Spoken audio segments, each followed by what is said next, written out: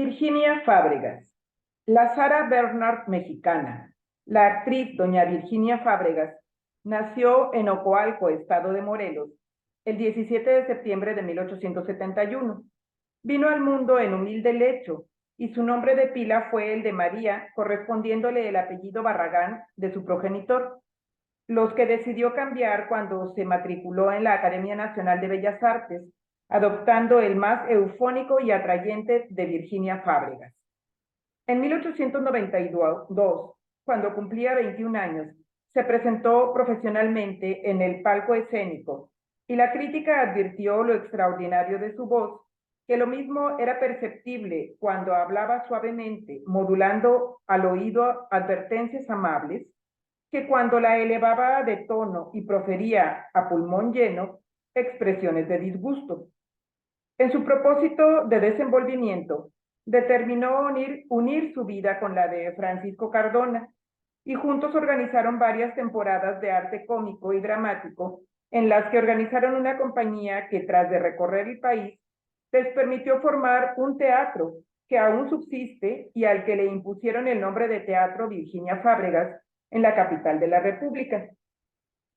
12 años más tarde, para 1904, la compañía dramática de Virginia Fábregas era famosa en la República y aún en países continentales de habla española.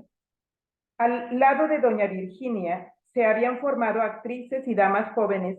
de la importancia de Guadalupe López del Castillo y Enriqueta Cancino, y al lado de Cardona, en su calidad de primer actor, había valores indiscutibles como Julio Taboada y Ricardo Mutiu, actores cómicos como Castel y Pedro J. Vázquez, y una estela de hombres y mujeres que terminaron sus mejores días siendo luminares de la escena. Vinieron los años en que el estreno de Quo Vadis, del autor polaco Enrique Sienkiewicz, hizo contratar como actor al atleta Ugartechea, y al presentarse en México el primer actor catalán Enrique Borràs, unirlo en calidad de primer actor y director de escena, logrando con todo esto aumentar la fama de la compañía y particularmente mejorar los adelantos de todas las actrices y los actores, doña Virginia en primer término. Los dramas de Echegaray y Sellés, de Courel y Jorge Cuestas habían sido sustituidos por las producciones de Rusiñol y Guimerá, de Joaquín Dicenta y Benavente, de los Álvarez Quintero y Martínez Sierra.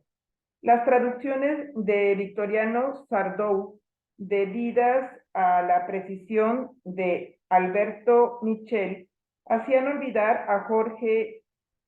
Onget. En los círculos artísticos capitalinos se supo un día la ruptura de doña Virginia y Cardona y la iniciación de una gira de la compañía de la Fábregas a través del país, llevando al frente del elenco, después de doña Virginia, la primerísima actriz, al primer actor Ricardo Mutiu, que encarnaba en Madame Sangens el rol de Napoleón Bonaparte. Vinieron los días de la perturbación política de México y en el Teatro Ardeu, con los hugonotes, se efectuó, octubre de 1911, la despedida de la señora Fábregas, que en tournée por América y Europa obtuvo las palmas académicas que le otorgó el gobierno de Francia, tras de lo cual regresó la artista a México en las postrimerías de 1917, cuando el presidente constitucional, don Venustiano Carranza, necesitaba de una embajada para el México de afuera, que principalmente en el sur de los Estados Unidos se mantenía contrario a la marcha de los destinos del país. Con rápida precisión reorganizó doña Virginia su compañía teatral y por un año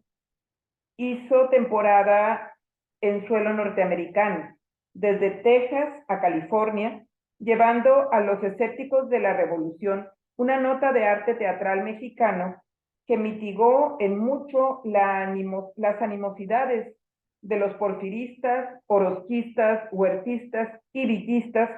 que se empecinaban en el exilio.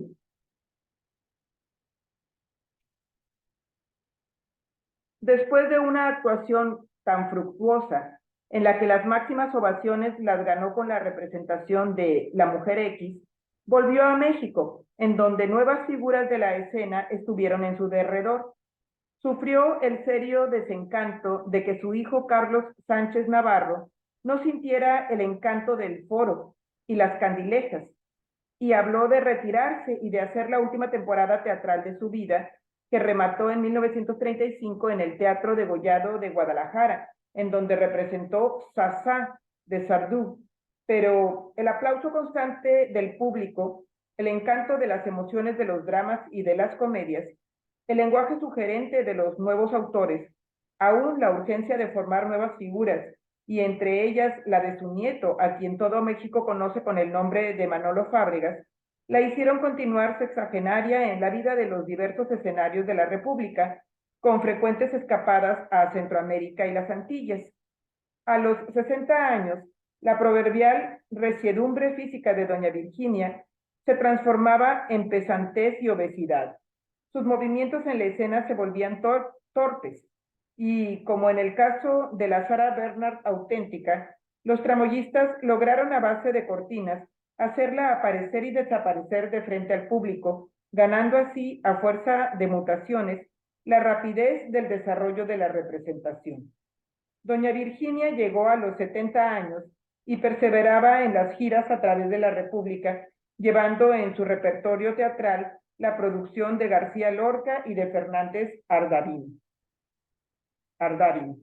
En los últimos años de su vida, octogenaria, decidió dejar el teatro y refugiarse en el cine, y aquella su voz privilegiada volvió a ser el incentivo de La Sangre Manda y La Casa de la Zorra. Pero los públicos, ansiosos de rostros frescos y de caras nuevas, no recibieron sus films en la misma forma que a principios del siglo la aplaudían, cuando, de acuerdo con la revista La Semana Ilustrada, se le aclamaba como la reina de la hermosura, como cuando se le ovacionaba en las escenas de Los Jardines Trágicos de Marcelino Dávalos